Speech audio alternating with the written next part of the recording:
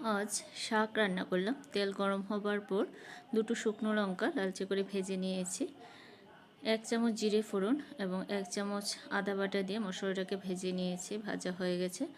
ধুয়ে রাখা মসুর ডাল সেটা দিয়ে দিলাম। মসুর ডালটাকে খুব ভালোভাবে ভেজে নেব। ভাজা হয়ে গেছে। কেটে রাখা শাক, ঠেকি শাক সেটা দিয়ে দিলাম। দিয়ে ভালো করে মিশিয়ে নিলাম।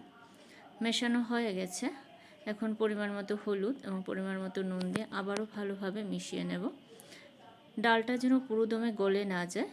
পুরোদমে গলে গেলে শাকটা খেতে ভালো লাগবে না। একটু ঢেকে দিলাম। হয়ে গেছে। 5 মিনিট পর ঢাকনা খুলে নিয়ে আবারও একটু নেড়ে চেড়ে নিলাম। ডালটা জাস্ট আধ ভাঙা হয়েছে, তাতেই খেতে ভালো লাগবে। 2 চামচ ঘি দিয়ে দিলাম। এখন আবারও মিশিয়ে নিলাম। এখন নামিয়ে নেব। এভাবে করে দেখবেন, সত্যি খুব ভালো লাগে খেতে। একদম অন্যরকম স্বাদ আসে। ধন্যবাদ।